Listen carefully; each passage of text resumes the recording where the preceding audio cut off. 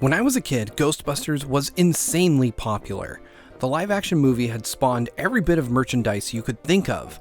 A Saturday morning cartoon show, toys, cereal, and even a flavor of Hi-C juice boxes. For me, the most important among those was video games, and I spent days, or even probably weeks, with the Master System version of Ghostbusters.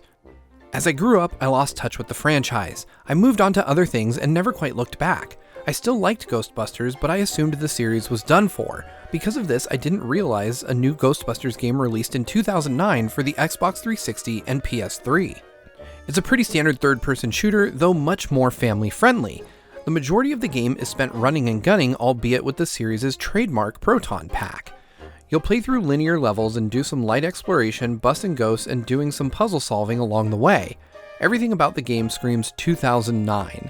Fast forward 10 years and that same game is releasing on the Switch with the title Ghostbusters: The Game Remastered. I'll get back to the remastered moniker in a bit, but for now I want to talk about what is perhaps the most important detail about this game first. Ghostbusters: The Game was written with help from Dan Aykroyd and Harold Ramis, the writers of the original movies, with the entire movie cast reprising their roles for the game. Bill Murray, Dan Aykroyd, Harold Ramis, and Ernie Hudson all return, and that's great, but even the smaller roles, such as Brian Doyle Murray's Mayor and Max von Sydow's Vigo, are present as well. This lends the game some considerable credit before you even begin. Taking place in 1991, it acts as sort of an unofficial third chapter in the film series. Even as a lapsed fan, this idea excited me. So I went in completely blind, despite this being a re-release. Star-studded cast aside, what was the first thought in my mind? Honestly, this didn't feel like a remaster. I played through Ghostbusters: The Game Remastered on Switch. It performed well, running at a locked 30 frames per second throughout, without any noticeable issues, but it didn't look like it received any visual upgrades whatsoever. Instead, it would appear the Switch version is a straight port. Despite not truly being remastered, Ghostbusters still looks pretty good on the Switch. Character models certainly resemble the real-life actors they're modeled after, and while I wouldn't call the visuals impressive by any stretch, I also don't feel put off by them. In a word, they were fine, and that's really the best way I can describe it. Even with middling visuals, Ghostbusters does a great job of capturing the feeling of the series' world. Everything from the sound of your proton pack Dreaming! Getting the hang of it. Good trap work. to the Ghostbusters Firehouse, which includes a cool nod to the NES version of Ghostbusters, to the soundtrack feels like it was ripped straight from the original films.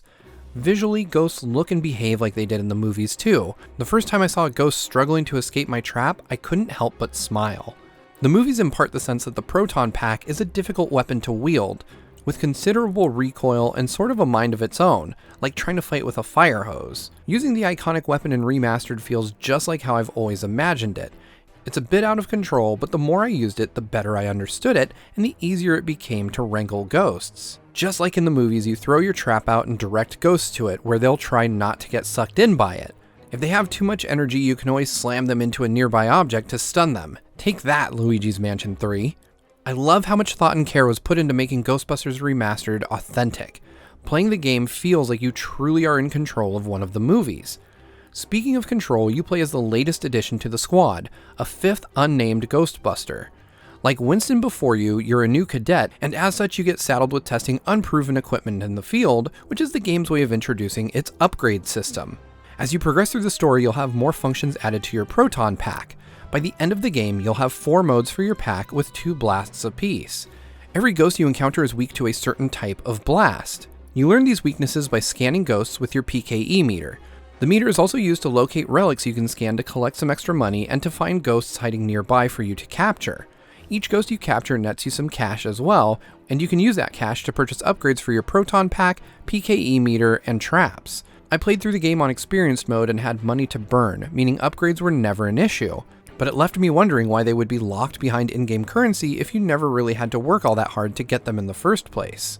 Despite upgrades being easy to come by, the difficulty spikes at times, and just getting through certain sections can end up becoming frustratingly difficult. In one instance near the end of the game, I found myself fending off attackers from all sides, most of which would kill me in 1 or 2 hits. Death doesn't necessarily mean the end of the game though. Any of your computer-controlled teammates can revive you and vice versa.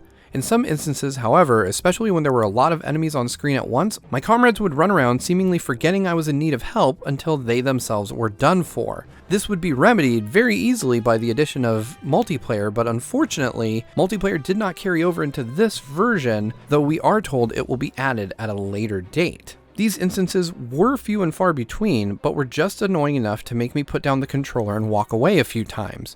There were only 2 spots I can think of that felt like the game was unfairly designed, and ultimately they weren't enough to keep me from finishing the campaign. Beating the game took me about 10 hours, and there's no real incentive to return to it once you do. You can replay missions, but there seems to be no reward for doing so. You can unlock concept art and videos as you play through the game, but it appears you just need to beat a certain level to unlock everything related to it in the viewer. After a single run through the game, I had unlocked everything there was to find, and I wasn't even trying to do that in the first place. During those 10 hours, Ghostbusters leans heavily on nostalgia, but doesn't overdo it. Your first stop is the Sedgwick Hotel, just like in the original movie. Later on in the game, you'll fight the Stay Puft Marshmallow Man, and even further in, you'll confront the Grey Lady, the first ghost the Ghostbusters ever faced. I liked seeing these familiar locations and faces again, and I especially liked that they didn't reuse many jokes from the movies, as I was fearful initially that this game would be a retread of the first movie with some new things sprinkled in. The new things that were added, however, were pretty impressive. Without venturing into spoiler territory, all I'll say is that some locales, such as a sunken island or the ghost world, were impressive in their scope. Areas like these couldn't have been made in a late 80s movie. I enjoyed each level I played through, though none of them were truly great. One bright spot for me, however, was the fight against Stay Puft. After a certain point, you're tethered to the side of a building firing down at him. It's my favorite moment in the game by far, and while I wish there were more like it, the rest of the game isn't necessarily bad by comparison either. Each level ends with a similar boss encounter in which you have to take down a big bad ghost with a number of minions. They were fun battles for the most part, but what kept me coming back to the game was the cutscenes. Hearing Egon, Peter, Raymond, and Winston talk to each other was amazing. In its best moments, I felt like I was playing a sequel to the movies. So, would I recommend Ghostbusters to you? If you've seen the movies and liked them, or at least the first one, then yes, I would definitely tell you to check this one out. If you've never seen the movies, check out the original first to get an idea of what this series is all about, especially considering the game doesn't really introduce you to its world very well. Finally, if you dislike the movies, I don't think Ghostbusters Remastered is going to change your mind. This is a game aimed squarely at fans of the series. Despite no longer having followed the series for a while now, I still like Ghostbusters. The cast turned in mostly amazing performances, and the pacing of the story kept me wanting to know what happened next, even if Peter came off a bit one-dimensional in this one. The gameplay is enjoyable if not mind-blowing, and the soundtrack is superb. It runs perfectly on the Switch as well, so if you're looking for a simple game to take on the go, Remastered is a good choice. That about wraps it up for our review of Ghostbusters the game remastered on the Nintendo Switch. As always, thank you so much for watching, and make sure to subscribe to Game Explained for more reviews just like this one. Make sure to ring that notification bell to be notified every time we upload a new video, and I'll see you next time.